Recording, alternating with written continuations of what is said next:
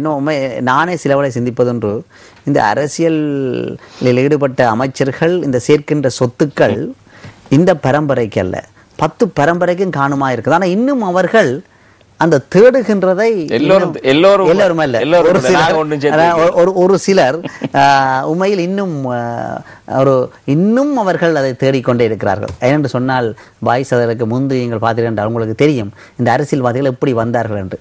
ஒரு ரூமில் ரெண்டுக்கு எடுத்திருந்தவங்க இன்றைக்கு அவங்க செக்யூரிட்டிக்கே வீடு கட்டி கொடுக்கக்கூடிய அளவு காசு இருக்கு. என்ன சொன்னால் அது ஆரம்ப காலகட்டத்திலே காணிகள் வைத்திருந்தவர்கள் ஒரு ஷாப்பிங் பேக்ல ஒரு ட்ரவுசரையும் ஷர்ட்டையும் போட்டு கொண்டு வந்தார்கள் தான் வந்தார்கள். எனவே அவர்கள் மீண்டும் அந்த ஷாப்பிங் பேக் தான் அவங்களுக்கு ஞாபகம். அதனால இப்ப ஷாப்பிங் பேக்ல காசு தேடிக்கொண்டு திரிகிறாங்க. அந்த விடயத்தை விட்டு நல்ல ஒரு விடயம், நீங்கள் உண்மையில் அந்த குதிரைமலைக்கு சென்றது உண்மையில் அந்த காட்சி, அந்த இயற்கையாகவே உண்மையில் அதை பார்க்கின்ற பொழுதால் கூடாரங்கள் எல்லாம் அடிக்கப்பட்ட மாதிரி அந்த இயற்கை மரங்களே ஒரு சின்ன ஒரு கொஞ்சம் நல்ல ஒரு விடயம் நீங்கள் அங்கே சென்றது. அதுக்கு முதலமைச்சர்களின் பதில் என்னவாக இருந்தது? முதலமைச்சர் அதை ஒத்துக்கொண்டார். எங்களுடைய முதலமைச்சரை பொறுத்தளவிலே பல விஷயங்களை நேர்மையாக சிந்திக்கக்கூடியவர்.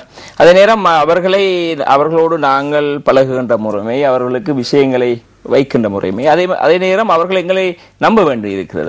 நாங்கள் இனவாதிகள் அல்ல என்ற விஷயம் அவர்களுக்கு முதன்மையாக நாங்கள் சொல்ல வேண்டியிருக்கிறது, நாங்கள் செய்து காட்ட வேண்டியிருக்கிறது. நாங்கள் இனவாதம் பேசிக்கொண்டு அவர்களோடு நாங்கள் போய் செல்கின்ற நாங்கள் உதவி கேட்கின்ற போது அல்லது நாங்கள் உரிமைகளை கேட்கின்ற போது அவர்களும் இனவாதிகளாக மாறுகிறார்கள். நாங்கள் இனவாத சிந்தனையிலிருந்து நாங்கள் முதலில் விடுபட வேண்டும். இதைத்தான் என்னை பொறுத்தளவிலே நாங்கள் புத்தளம் தொகுதிக்குள்ளே செய்து வருகின்ற பல விஷயங்களிலே நாங்கள் இனவாதிகளாக, எங்களது மனதில் இருக்கின்ற இனவாதம் என்ற அந்த விஷயத்திலிருந்து நாங்கள் வெளியே வந்து நாங்கள் மனிதர்களாக பார்க்கின்ற விஷயங்களை செய்கின்ற போது அது பல விஷயங்களிலே எங்களுக்கு உதவி அளிக்கும். நான் நினைக்கின்றேன், உங்களுடைய அமைச்சர் கருணா அவர்களை கூட நாங்கள் நேற்று முன்தினம் வண்ணாத்திவில்லு பிரதேசத்துக்கு அழைத்து சென்று அங்கே இருக்கின்ற தமிழ் முஸ்லிம் பிரதேசங்கள் நிலைமைகளை பற்றி காட்டினோம். தமிழ் கோயில்களுடைய விஷயங்களை கூட நாங்கள் காட்டினோம்.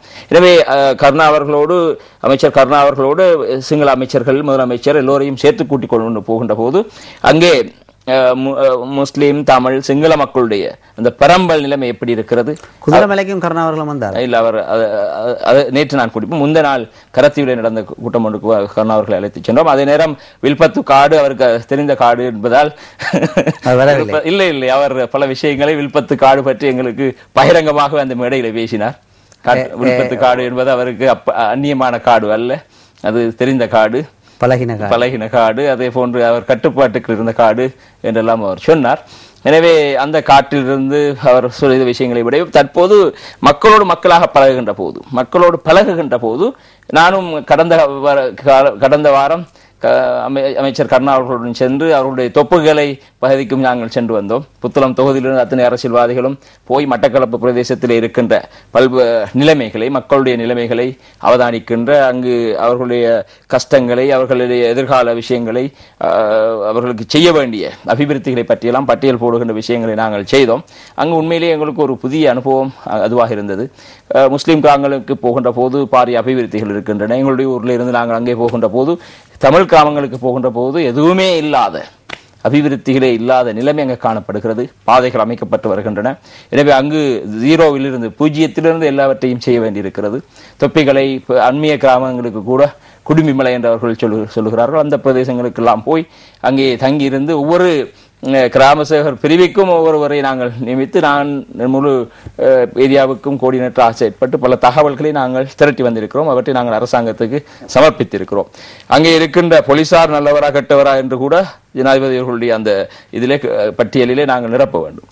அங்கே இருக்கின்ற அதிபர் நல்லரா, மக்களுக்கு சேவை செய்கிறாரா, அங்கே இருக்கின்ற போலீஸ் அதிகாரி அங்கே இருக்கின்ற மக்களுக்கு சேவைகள் செய்கிறாரா அல்லது முரண்படுகிறாரா, எப்படி நடந்து கொள்கிறார், கிராம சேவகர் எப்படி, அங்கே பாதைகள் இருக்கிறதா இல்லையா, இது அரசாங்கம், ஜனாதிபதி அவர்கள் நேரடியாக இந்த தகவல்களை பெற்று நேரடியாக அவர் பல விஷயங்களை செய்ய விரும்புகிறார். எனவே என்னை நேரடியாக அமைச்சர் கருணா அவர்களுடைய பிரதேசத்துக்கு என்னை அரசாங்கம் நியமித்தது, கட்சியும் நியமித்தது. எனவே அந்த விஷயங்களை நாங்கள் செய்து வந்தோம்.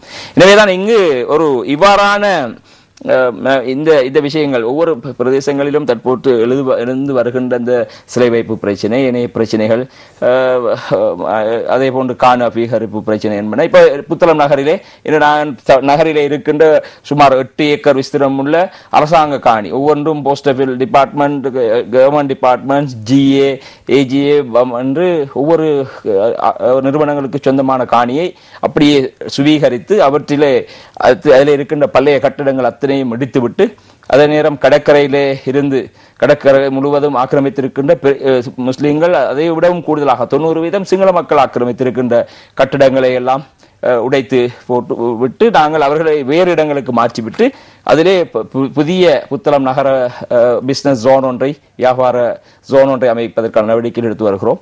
அங்கு எங்களுக்கு இப்போது காணி பிரச்சனை எழவில்லை. காணி பிரச்சனை இவ்வளவு காலம் இருந்தது. ஆனால் இப்போது இந்த நாட்டுக்குள்ளே இருக்கின்ற காணி பிரச்சனைக்குள்ளே அங்கே முஸ்லிம் ஒரு நகரசபையின் தலைவரால் அந்த காணியை பெற முடிகிறது. கடற்கரையில் இருக்கின்ற அந்த சிங்கள மக்களை வேறு இடத்துக்கு அனுப்பிவிட்டு கூட அவர்களுடைய கட்டிடங்களை உடைத்துவிட்டு பெற முடிகிறது. இங்கே புதிய புத்தளம் நகர பிசினஸ் ஜோன் என்ற ஒரு விஷயத்தை உருவாக்க முடிகிறது. அந்த வர்த்தகம் முஸ்லிம்களும் தமிழர்களும் சிங்களவர்களும் சேர்ந்து செய்கின்ற இருந்தாலும் கூட முஸ்லிம்கள் பெரும்பான்மையாக வாழ்கின்ற பகுதியிலே இவ்வாறான ஒரு விஷயத்தை எங்களால் செய்ய முடிகின்றது என்றால் நாங்கள் என்னை பொறுத்தளவிலே நான் இந்த விஷயத்திலே எங்கே இருக்கின்ற எங்களுடைய சகோதர அரசியல் தலைவர்களுக்கும் இளைஞர்களுக்கும் சொல்லுகின்ற விஷயம், எங்களுடைய நடைமுறைகளை, எங்களுடைய பழக்க வழக்கங்களை, எங்களுடைய சிந்தனையை எங்களுடைய மனதுக்குள்ளே இருக்கின்ற இனவாதத்தை தூக்கி போட்டுவிட்டு நாங்கள் பொதுவான மனிதர்களாக மாறி இந்த விஷயங்களை டீல் பண்ணுகின்ற போது நிச்சயமாக இவ்வாறான பல பிரச்சனைகளை எங்களால் தீர்க்க முடியும். இங்கே பல கட்டுரைகளை கண்டோம், அதிலே பல விஷயங்கள் இருக்கின்றன. ஆனால் எங்களுடைய இந்த நடைமுறை அரசியல் வலிமையாக இருக்கின்ற இந்த மாமூல் அரசியல் நிலைமையிலிருந்து எல்லோரும் மாற வேண்டியிருக்கிறது. கட்சிகளும் மாற வேண்டியிருக்கின்றது, தனிப்பட்ட அரசியல்வாதிகளும் மாற வேண்டியிருக்கிறது.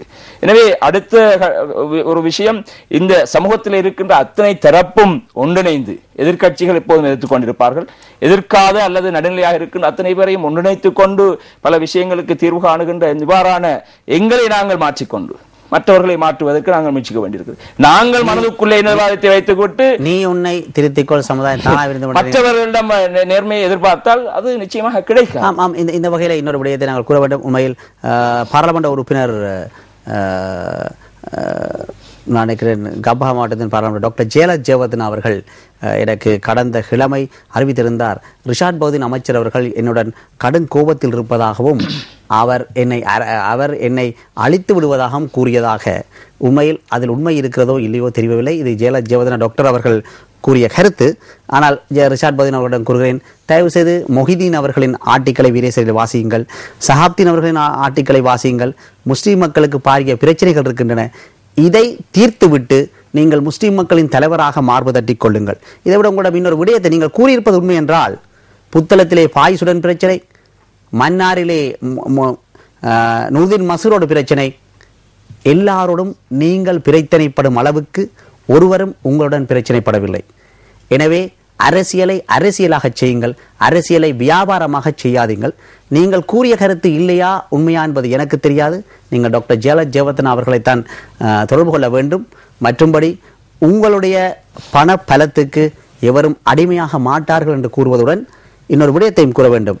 இன்று முஸ்லிம் காங்கிரஸ் பல அதிலிருந்து பிரிந்து சென்றவர்களையும் இணைத்து ஒரு பலம்பெரிய சக்தியாக மாற வேண்டும் என்பதுதான் எமது அவா.